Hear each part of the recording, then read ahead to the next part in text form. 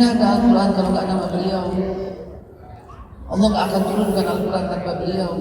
Lau anzalna hadzal Qur'an ala jabal la ra'aitahu khashi'an mutasaddian min khasyatillah. Pecah itu kalau Allah turunkan di gunung, pecah. Kalau ada bacaan yang sanggup membelah bumi itu Al-Quran.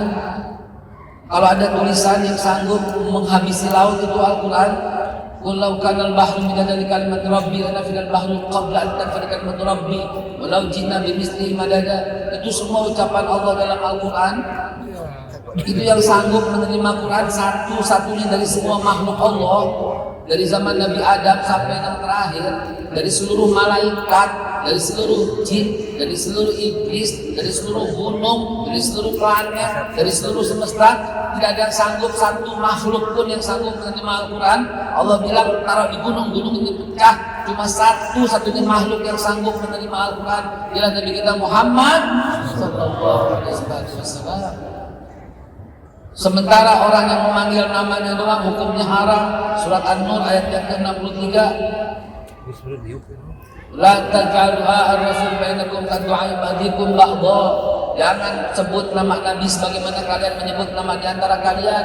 Sebut namanya sendiri doang itu haram. Lani di situ nahi, harus disebut Nabi Muhammad sallallahu alaihi wasallam atau Rasulullah. Sebut namanya doang haram. Hanya Abu Jahal, Abu Lahab, Abu Sufyan yang memanggil namanya doang. Seluruh sahabat paham memanggilnya Rasulullah. Allah sendiri tak pernah manggil ya Muhammad, tidak ada. Allah memanggilnya dengan sebutan ya ayuhar rasul, ya ayuhan nabi, ya ayuhan muzammil, ya ayuhal mudaththir, yasin, toha. Itu nama-nama nabi semua yang dipanggil Allah. Namanya langsung tak pernah. Karena Allah sayang luar biasa cintanya kepada beliau. Allah punya asmaul husna dicopot diberikan kepada beliau. Laqad ja'akum rasulun min anfusikum azizun 'alaihi ma 'anittum harisun 'alaikum bil mu'minina rauf. Itu dikasih buat beliau. Wa innaka la'ala khuluqin 'azim. Buat beliau disematkan asma Allah untuk beliau, dan hanya beliau satu-satunya. Nggak boleh begini saudara. Yang kita cari di hari kiamat siapa? Suami, babaka, lari. Al-yawma la yanfa'ul mal wal banun illa man atallaha biqalbin salim. Semua manusia itu telanjang bulat. Coba kumpul 1 juta orang, bagaimana padatnya? Coba kumpul 1 miliar orang, bagaimana padatnya? Coba kumpul sekarang doang 7 miliar, bagaimana padatnya? Coba kumpul dengan manusia yang sudah meninggal tahun kemarin. Coba kumpul dengan manusia dari Nabi Adam, berapa ratus juta miliar triliun manusia itu, dan semuanya telanjang bulat, bahkan sunat pun belum, kata Rasulullah. Saking polosnya sebagai manusia, hanya ruh-ruh yang berjalan. Tidak ada lagi perbedaan laki dan perempuan. Maksudnya tidak kita sanggup membedakan, tidak sanggup kita hiraukan. Lari, suami lari dari istri, istri lari dari suami, anak lari dari orang tua lari dari anak, apalagi dari teman, pemimpin lari dari rakyatnya, rakyat lari dari pemimpinnya. Yang kita cari cuma satu, di mulut kita cuma ngomong satu, aina Rasulullah, Nabi di mana? Beliau yang kita cari di hari kiamat. Iya. Fa'aina Allah kagak bakal Maliki yaumiddin. Allah sebagai hakim yang adil, yang agung, yang kita semua tertunduk. Ucapan kita cuma aina Rasulullah. Rasulullah di mana? Nabi di mana? Nabi di mana? Nabi di mana? Kita minta diaku sebagai umatnya. Peradaban manusia dimulai ketika beliau dilahirkan. Itulah titik peradaban yang sebenarnya. Sebelum beliau hadir, bahkan wanita nggak ada. Wanita adalah barang yang dijadikan alat tukar. Wanita di zaman Nabi itu, sebelum Nabi, itu alat tukar. Wanita ditukar gandum, wanita ditukar buah, wanita ditukar baju, ditukar keramik, ditukar kenik. Itu wanita. Kehadiran beliau membuat al-jannatul tahta aqdamil ummahat. Surga itu di bawah telapak kaki para ibu, ditinggikan setinggi-tingginya. Khairukum khairukum li ahli, kata Nabi. Sebaik-baik kalian yang paling baik dengan keluarganya, yaitu istri dan anaknya. Coba diangkat setinggi-tingginya. Apalagi di zaman Persia. Di Persia itu setiap anak perempuan yang lahir harus dihamili lebih dulu oleh bapaknya, karena yang berhak menyetujui adalah bapaknya. Itu di zaman itu di Persia. Konfusius punya mengumpulkan sampai 1000 wanita. Heraklius mengumpulkan sampai 560 wanita. Coba, nggak ada harganya. Tapi beliaulah yang mengangkat semua peradaban ini semua. Beliau meletakkan dalam 46 pasal piagam Madinah yang menjadi pegangan sedunia saat ini. Piagam itu persis ditiru copy paste plak sama Declaration of Human Rights PBB. Diambil oleh Undang-Undang Dasar 45 kita berasal dari situ. Amerika, Inggris semuanya, Jenewa, Perjanjian Swiss semua dari situ. Tidak ada kesamaan manusia kecuali beliau pertama kali sampaikan. Di zaman Romawi yang boleh menyetubuhi wanita hanyalah keluarga dari raja. Sementara semua yang bukan keturunan raja harus dikebiri, dipotong penisnya, nggak boleh berhubungan. Coba, itulah zaman Romawi, di mana tidak ada peradaban di sana. Beliau yang menyampaikan semua peradaban di dunia ini. Dunia ini berhutang kepada beliau. Di zaman Heraklius harus agamanya Kristen, kalau nggak dibunuh atau keluar dari Romawi. Di sebelah timur kerajaan Majusi harus agamanya Majusi oleh Mangus, kalau nggak dibunuh atau keluar dari Majusi atau dari Persia pada waktu ke Iran kalau sekarang. Di zaman Konfusius kalau kalah perang itu diambil semuanya, kalah perang dikerangkeng untuk menjadi bahan makanan, karena bahan makanannya daging orang. Coba, saya orang sejarah, coba lihat peradaban itu, semua berhutang pada beliau. Beliau yang hapus semua peradaban itu semua. Ketika Sa'ad bin Abi Waqqas masuk ke Cina, dihapus peradaban itu. Ketika Umar bin Khattab masuk ke Romawi, dihapus peradaban itu. Ketika Abu Musa al-Asy'ari masuk ke Persia, ke Tirkit, dihapus peradaban itu. Tanpa beliau barbar kita manusia. Tanpa beliau kita ini telanjang semua. Tanpa beliau kita ini makan orang. Tanpa beliau kita ini la ilaha illallah subhanaka inni kuntu minadh dhalimin. Nggak ada lagi manusia seindah yang pernah Allah ciptakan seperti beliau. Nggak ada lagi. Nggak ada lagi makhluk yang terbaik yang pernah Allah ciptakan. Menyebut nama Ibrahim boleh, nggak dosa. Menyebut nama Musa boleh, nggak dosa. Bahkan saya sebut Allah, Anda diam, nggak dosa. Saya sebut Ibrahim, Anda diam, nggak dosa. Tapi kalau saya sebut nama Nabi Muhammad, Anda diam, dosa langsung. Sallu ala Nabi Muhammad. Palestina adalah bumi yang diberkahi Allah. Allazi barakna haulahu. Dan dipesankan oleh Rasulullah sebaik-baik tempat itulah Syam dan ahli Yaman. Ini dua tempat dijamin oleh Rasulullah SAW. Sangat picik orang yang berkata di situ itu begini, di situ itu ada Syiah, di situ nggak aman, di situ dan lain-lain, sangat picik, sangat zalim, sangat kufur, dan sekaligus bertentangan dengan apa yang Allah pesankan dan bertentangan dengan apa yang Rasulullah sampaikan. Itulah sebaik-baik bumi yang kata Rasulullah, tali sendal kalian, tali sendal kan kecil banget kan, luas tanah tali sendal, ini Bukhari wa Muslim hadisnya, luas tanah sebesar tali sendal di Palestina lebih berharga daripada seluruh dunia dan seisinya. Gimana nggak berkah tempat itu? Buminya para Rasul. 23 orang Nabi tinggalnya di Masjidil Aqsa. 23 orang Nabi. Masjidil Aqsa adalah masyar kata Rasulullah. Ini padang mahsyar. Kita yang mati kumpulnya di Masjidil Aqsa, bayangkan. Masjidil Aqsa adalah Sidratul Muntaha yang menembus langit. Masjidil Aqsa, bukan Mekah, bukan Madinah, bukan Ka'bah, bukan makam Rasul.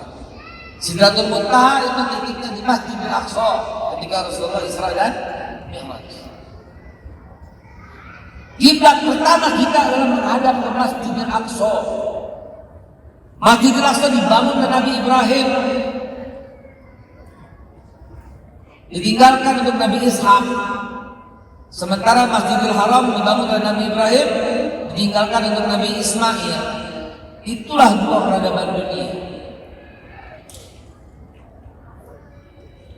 Namun Masjidil Aqsa punya keistimewaan, karena kata Rasulullah dalam hadis Bukhari wa Muslim, sebaik-baik orang sujud adalah sujudnya di Masjidil Aqsa.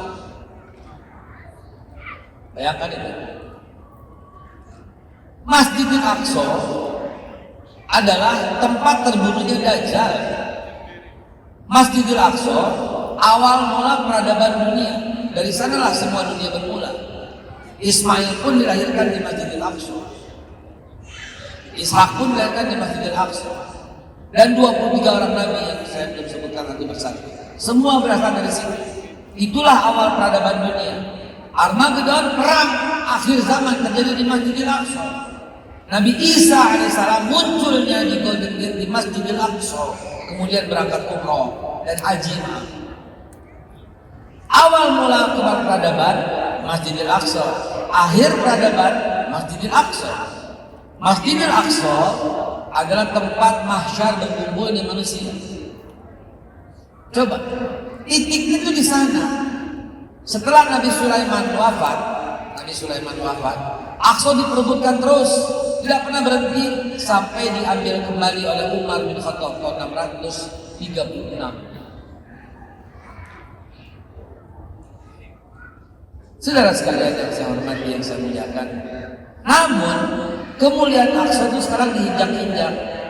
Hampir saja Aqsa diambil oleh mereka, dan sudah diambil selama 13 hari. Sebelum muslimin dari Gaza menyerang tanggal 7 bulan Oktober. Tidak ada Hamas, tidak ada Fatah. Dan jangan sebut lagi Hamas maupun Fatah. Yang ada adalah perang antara Yahudi dengan umat Islam. Itulah yang sebenar-benarnya.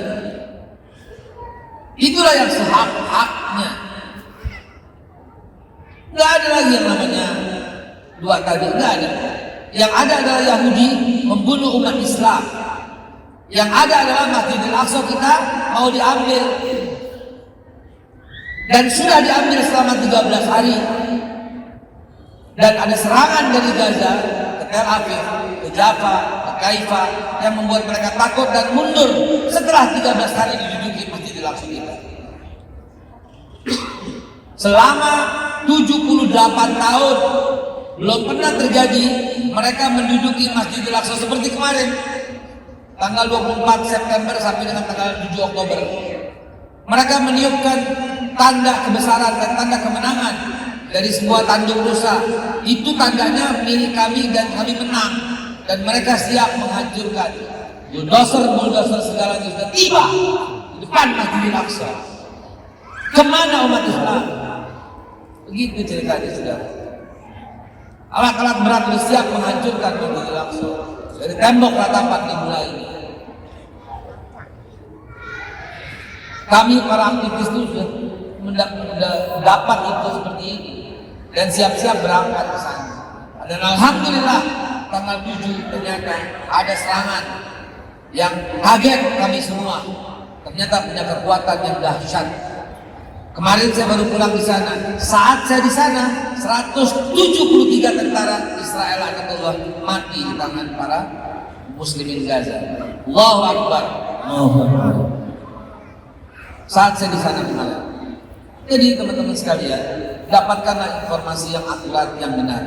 Informasi yang sampai kepada kita adalah informasi yang berasal dari Israel Anatullah, yang gak pantas untuk kita baca, gak pantas apalagi dipercaya.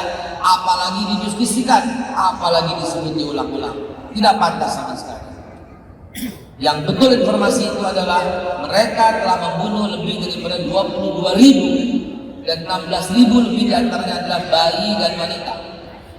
Tidak berhasil membunuh satupun tentara daripada tentara Gaza. Saya tetap menyebutnya tentara muslimin Gaza. Tidak menyebutkan nama organisasi atau apapun, karena udah tidak ada lagi organisasi apapun. Bahkan bercampur dengan pasukan Indonesia yang bertugas untuk PBB, bercampur dengan pasukan dari Yaman yang masuk dan membela orang-orang di Palestina. Masukkan dari Lebanon, dan mereka 18 negara yang menghancurkan Gaza sekecil itu. Kenapa mereka menyerang Gaza, saudara?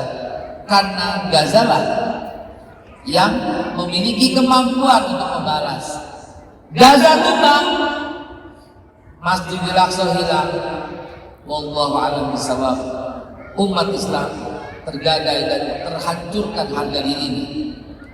Padahal mudah sekali bagi Liga Arab untuk menghabisi Israel laknatullah. Stop itu embargo minyak, selesai. Dari mana pesawat-pesawat itu terbang? Kalau bukan dari minyaknya Saudi Arabia, minyaknya Amman, minyaknya Qatar, minyaknya Bahrain, minyaknya Jordan, minyaknya sama lagi Sudan, minyaknya itulah 10 negara Arab dikelilingi itu yang memveto usulan yang disampaikan oleh Presiden Indonesia yang meminta embargo di sidang PBB. Ditolak. Bu Retno minta tangkap Benyamin Netanyahu, penjahat perang dan adili internasional. Ditolak oleh Amerika. Saudara sekalian dimuliakan Allah, jernihlah dalam melihat. Jangan ada di antara Bapak Ibu sekalian sedikit pun kata-kata begini. Kenapa tidak Allah hancurkan Israel? Sebagaimana Allah hancurkan kaum Ad, kaum Samud, sebagaimana Allah hancurkan kaum Namrud, kaum Fir'aun, kaum Sodom, kaum Gomorrah.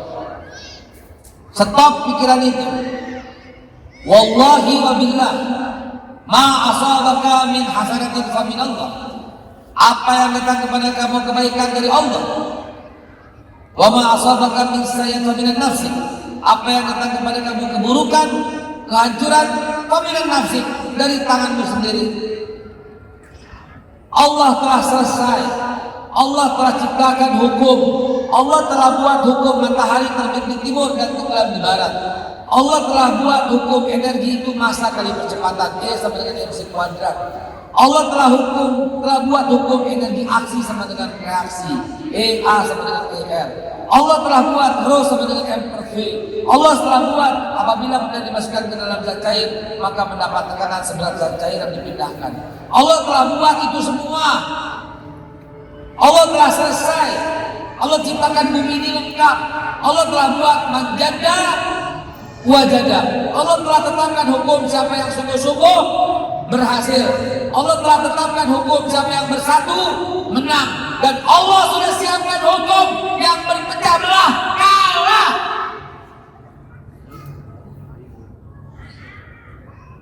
Adapun Allah membantu Ibrahim karena tidak ada orang yang bantu Ibrahim pada zaman itu.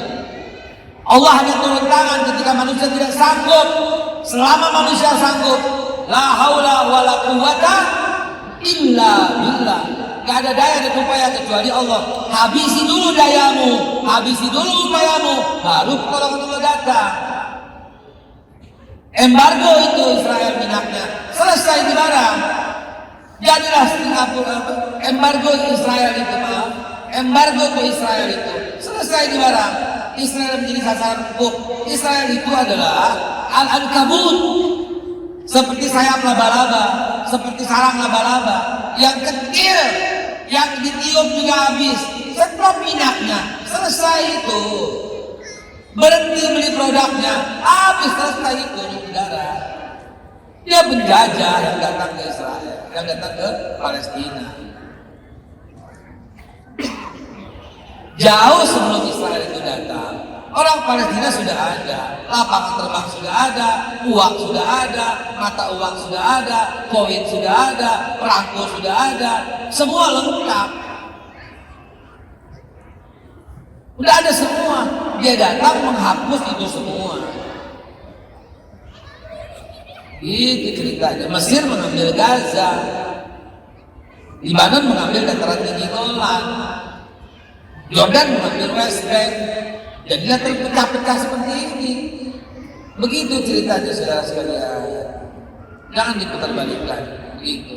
Sampai di sini dulu saya sampaikan, bumi Palestina adalah bumi para rasul. Bumi Palestina adalah bumi yang diberkahi Allah. Belum pernah semenjak ayat Al-Isra turun, surah Al-Isra turun, semenjak subhanallah assalam yang turun, berkata Sayyidatina Aisyah radhiyallahu anha, tidak pernah satu malam pun Nabi melewati malam tanpa membaca surat Al-Isra. Itu kata yang mulia Sayyidatina Aisyah. Artinya Nabi sangat concern dengan Masjidil Aqsa. Nabi sangat mengagumi dan mencintai. Dan Nabi tahu di akhir zaman umat Islam akan meninggalkan Masjidil Aqsa.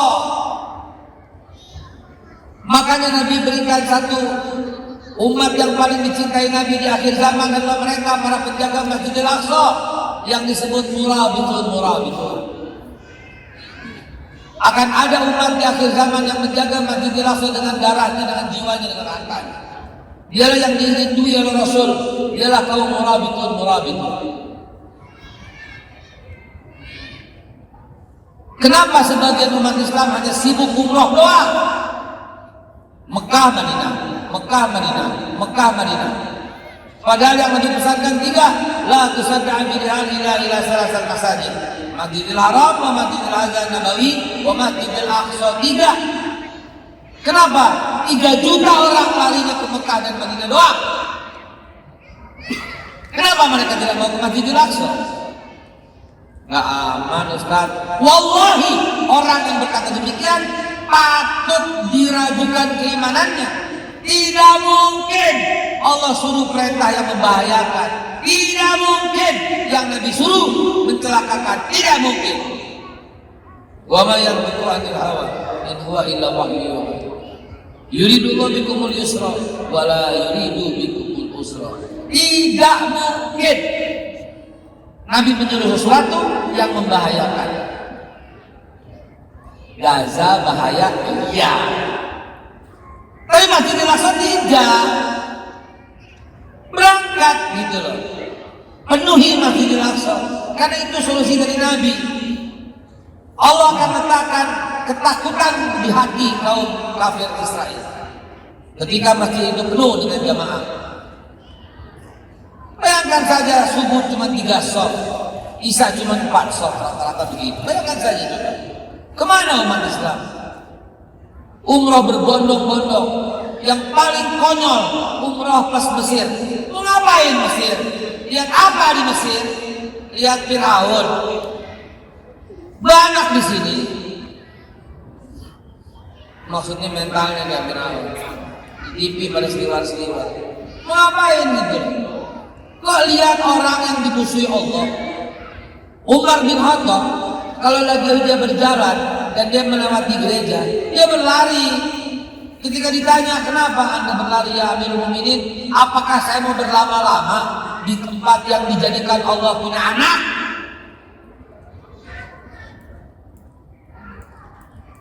Apakah saya mau berlama-lama di tempat yang mungkar itu? Umar bin Khattab aja gak mau gitu loh. Lah kita datang ke piramid, mau ngapain saudara? Umroh plus Turki, lebih parah lagi. Innalillahi wa inna ilaihi raji'un. Dan gak kalah parah umroh doang, gak kalah parah. Cuma nambah berapa juta doang. Naik pesawat dari Jeddah turun di Amman, naik mobil 30 menit sampai Masjidil Aqsa. Ribet amat. Begitu doang gak mau umat Islam. Bilang tidak aman. Cuma perjalanan 1 jam naik pesawat. Dari Jeddah jangan pulang dulu. Naik pesawat ke Jordan dulu, ke Amman. Turun di Amman 30 menit sampai Masjidil Aqsa.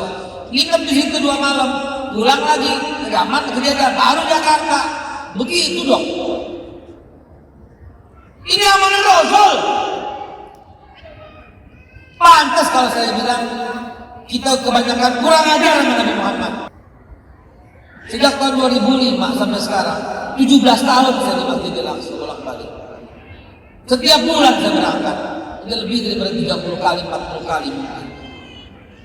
Gampangnya cuma gampang banget. Berangkat pulang lagi selesai. Yang repot malah umroh, mesti pakai muasasah, mesti pakai tour and travel, mesti pakai lembaga. Asal tidak, Anda berangkat sendiri bisa. Kemarin saya sendiri baru pulang. Beli aja tiket aman, turun di sana.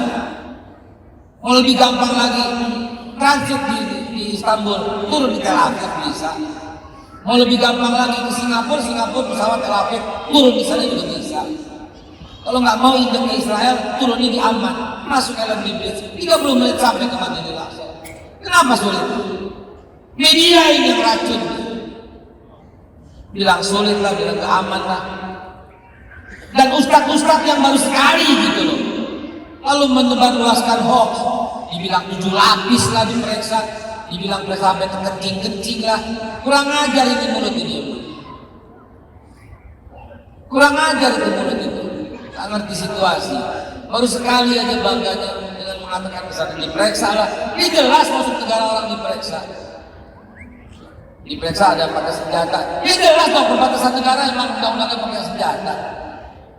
Nah kita ke Malaysia dengan perbatasan sana ada senjata. Coba aja ke Singapura lihat pojok-pojok masih ada senjata.